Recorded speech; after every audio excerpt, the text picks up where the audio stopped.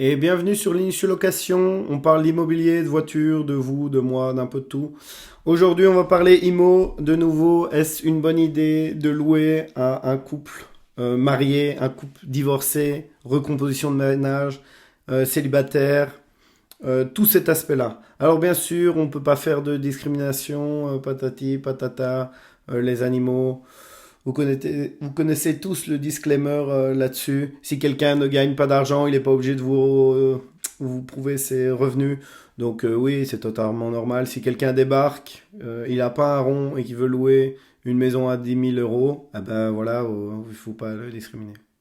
De nouveau, par rapport à ça, mon sujet sur la question, c'est que oui, il y a des gens racistes, oui, il y a des gens méchants, oui, il y a des gens qui n'aiment pas telle ou telle communauté, mais pour moi, sincèrement, hein, qui ai voyagé un peu, je pense que l'être humain est raciste mais tout le monde, hein, les noirs, les blancs, les jaunes, les rouges, on a tous quelqu'un à reprocher sur telle ou telle personne. Donc voilà. Euh, et j'ai des locataires de toutes les ethnies, donc je peux me parler. Et j'ai des amis de presque toutes les ethnies. Euh, donc voilà. Du coup, mais c'est pas de ça qu'on va parler, parce que ça serait quand même un sujet un peu délicat là-dessus. Mais nous allons parler des couples divorcés, des célibataires, des gens mariés, tout ça. Quel regard j'ai là-dessus? Alors, il y avait un truc très marrant. On va commencer par le célibataire, euh, beau, euh, le gars Tinder, quoi, ou la meuf un peu Tinder et tout ça. Je dis pas que je recherche tous mes locataires sur Tinder en swipant, je crois même que c'est impossible de faire ça. Mais bon, bref. Ce point-là, c'est que si quelqu'un il va se mettre en couple et tout ça, et qu'il loue un logement, ou même il fait un bail de 3 ans, ou dans une colocation et tout ça, eh bien, potentiellement, on pourrait se dire, bon, il va chercher à se remettre en couple et après, il va vous claquer entre les pattes en disant, ah, mais oui, mais en fait, j'ai rencontré quelqu'un, je veux partir plus tôt, est-ce qu'elle peut rentrer dans la coloc? Ça, c'est des cas de figure qui arrivent. Donc, de nouveau, moi, qu'est-ce que j'y mets en place par rapport à ça? Je l'explique dans ma formation immobilière, elle est juste en dessous. Mais c'est le premier cas de figure.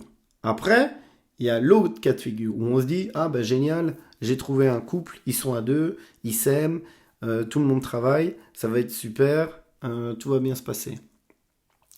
Et bien là, encore une fois, ben, il y a le risque de séparation. Alors le bail, il est à un nom, aux deux noms, comment ça se passe, ça va être la guerre, qui gagne le plus et tout ça. Donc c'est plein de problèmes et il faut essayer d'anticiper et de sentir ça. De nouveau, c'est pas que je suis un détective privé sur chaque personne, mais ce côté feeling, vraiment sentir un peu les choses et discuter avec les locataires, je crois que c'est ça important aussi pour trouver ça.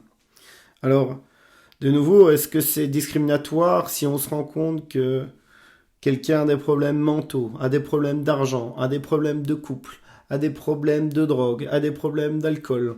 Et est-ce qu'il a plein de problèmes? Et forcément, il va pas être bon dans le classement des locataires, hein. Est-ce que c'est bien, est-ce que c'est mal si je dis ça et si je pense ça? Mettez-moi en commentaire. Je pense que la plupart, moi, des gens qui mettent un bien en location, bah, ils ont quand même mis de l'argent là-dedans, ils se sont quand même impliqués avec les banques et tout ça. Et, et beaucoup de locataires aussi voient les propriétaires comme des riches en se disant, ah bah c'est bon, il a une maison, je le paye quand je veux, c'est déjà bien que je paye, tout ça. C'est une mentalité quand même qui est... Et je fais ça aussi pour remettre un peu l'église au milieu du village. C'est que la plupart des gens, ils ont des prêts bancaires, hein. Et si les locataires payent pas, ben le risque, il est sur les propriétaires et c'est eux qui vont payer et assumer ce risque-là aussi, quoi, hein. Donc voilà, je dis ça, je dis rien.